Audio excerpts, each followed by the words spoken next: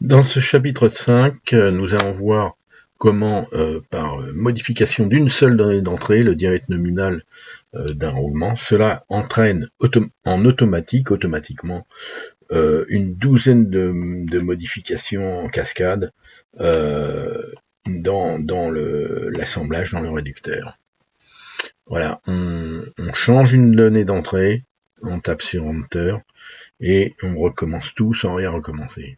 Nous allons maintenant faire une simulation d'une autre modification, à savoir augmenter le diamètre de ce roulement conique. Ça peut être parce que il est trop chargé qu'il faut mettre un roulement d'un diamètre supérieur qui donc résiste mieux, ou ça peut être parce que l'arbre est trop faible en diamètre. Alors, à remarquer ici que pour l'instant, ce roulement est plus petit que celui-là, donc le cône de l'arbre est ici. Remarquez aussi que on a 4 trous d'allègement dans le pignon.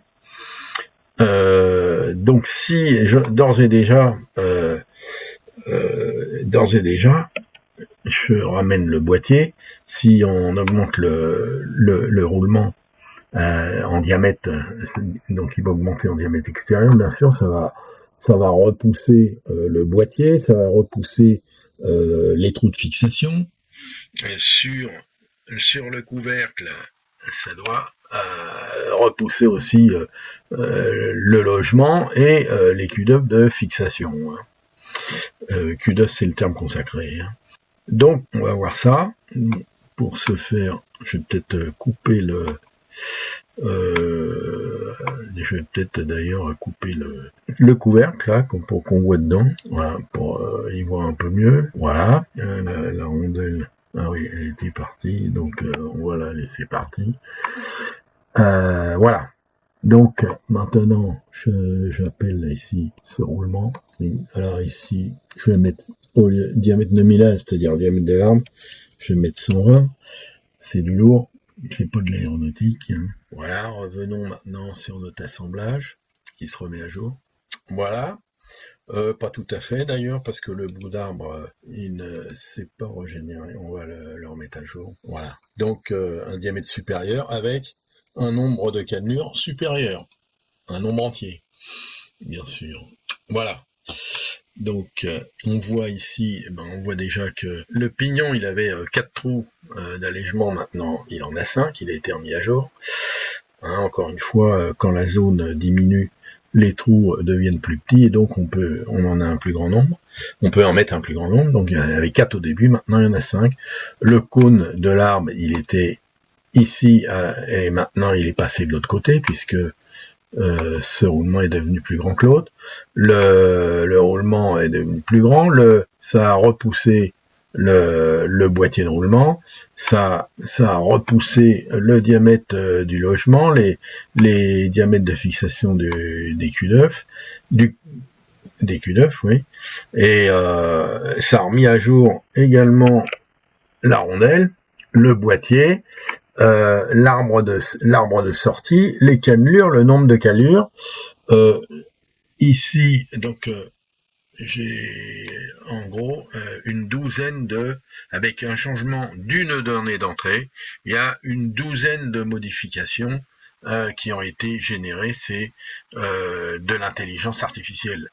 Ici, je peux même, maintenant que l'arbre est plus gros, éventuellement modifier le module et pour avoir des cannelures plus solides. On va mettre 4,5. Je régénère. Voilà, on a des cannelures plus grosses. Il y en a moins, avec un nombre entier, bien sûr. Automatique, c'est ce que j'ai automatisé. Si je reviens maintenant sur l'assemblage, il va se mettre à jour. Voilà, l'assemblage se remet à jour. On peut constater ici que en changeant une donnée d'entrée, j'ai une douzaine de modifications qui ont mis à jour le modèle. On peut éventuellement d'ailleurs, si on veut mieux voir, couper le couvercle. Si on veut voir un peu mieux, on peut couper le couvercle, histoire simplement pour améliorer la vision des choses. Voilà, c'est simplement histoire de voir de visu ce qui se passe. Hein. Ici, je peux aussi modifier la longueur du boîtier. 140 ici, je vais mettre 90, donc diminuer la longueur du boîtier. Voilà, et ceci sans modification de la cote de sortie, de l'arme de sortie, sans modification des codes fonctionnels. Hein. Un exercice de paramétrage dont je n'ai pas parlé et qui mérite d'être cité, c'est celui-ci. On a parlé plusieurs fois du boîtier de roulement, hein, qui est fixé sur le couvercle.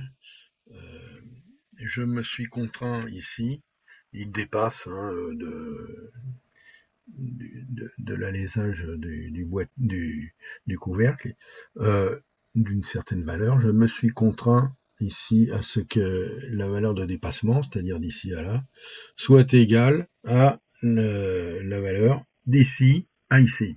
On aurait pu adopter une autre règle, hein, on peut en inventer 36, mais le problème est assez ardu parce qu'il faut bien voir que la longueur du boîtier de roulement hein, et ce dépassement dépend de l'épaisseur du couvercle, de l'épaisseur du bossage, de l'épaisseur de la rondelle, qui elle-même dépend de toute la chaîne de cote, de la longueur aussi d'une partie de l'arme du pignon.